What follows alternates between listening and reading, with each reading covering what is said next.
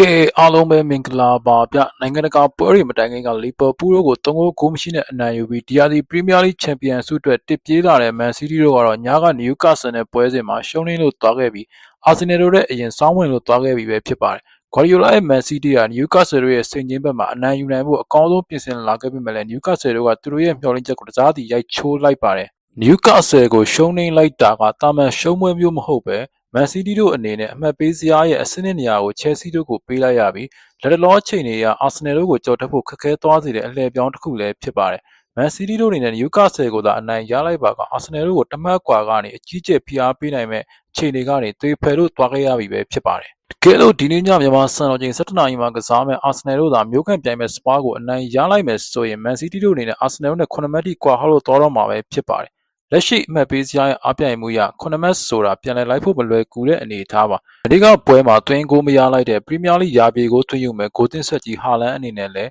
ဂိုး100ပြေးဖို့နောက်ထပ်တစ်ပတ်ထပ်ဆောင်ရတော့မှာဖြစ်သလိုမန်စီးတီးတစ်သင်းလုံးအနေနဲ့လည်းပထမပိုင်းမှာရခဲ့တဲ့အခွင့်အရေးချုပ်ကိုအသုံးမချခဲ့နိုင်တာကမန်စီးတီးတို့အသင်းအတွက်အတော်လေးကိုဆိုးရပါတယ်။မန်စီးတီးတို့အခွင့်အရေးတုံးပြီးတစ်လုံးဖြုံးတီးခဲ့ပေမဲ့နယူကာဆယ်ကစားသမားဟာဗေးဘန်ကတော့ရတဲ့အခွင့်အရေးကိုအကောင်းဆုံးအသုံးချလို့သွားခဲ့ပါတယ်။မန်စီးတီးရဲ့တိုက်စစ်သွင်းဂိုးတွေကိုမဆောင်နိုင်လို့ရူဘင်ဒီယက်စ်ကခြေပါကိုသွင်းပေးခဲ့ပေမဲ့မန်စီးတီးတို့အနေနဲ့တရေရလက်ကိုကြာရှည်မထိန်ထားနိုင်ခဲ့ပါဘူး။မန်စီးတီးတို့ခြေပါကိုရပြီးသိမ့်မကြခင်မှာဟာဗေးဗန်ကဒုတိယကိုထပ်မံသွင်းယူပြီးမန်စီးတီးတိုက်စစ်ကိုတအူးရဲ့2ဂိုးသွင်းပြီးစိန်ခေါ်ပြသွားခဲ့ပေမဲ့မန်စီးတီးတို့အနေနဲ့နောက်ထပ်ဂိုးမသွင်းနိုင်တော့ဘဲအရှုံးရလဒ်နဲ့သာအိမ်ပြန်ခဲ့ရပါတယ်။ပွဲပြီးကန်ဒီအပိုင်ခွင့်ရခဲ့ပေမဲ့စာဗီညိုတယောက်ဖြုံးတီးခဲ့လို့မန်စီးတီးတို့အနေနဲ့အာဆင်နယ်ကိုတမတ်ကွာကနေဖိအားပေးခွင့်ဆုံးရှုံးခဲ့သလိုလက်ရှိအဆင့်3နေရာကိုကျဆင်းသွားပြီးချန်ပီယံစိန်ခေါ်ခွင့်နဲ့အနည်းငယ်ဝေးကွာခဲ့ရပြီပဲဖြစ်ပါတယ်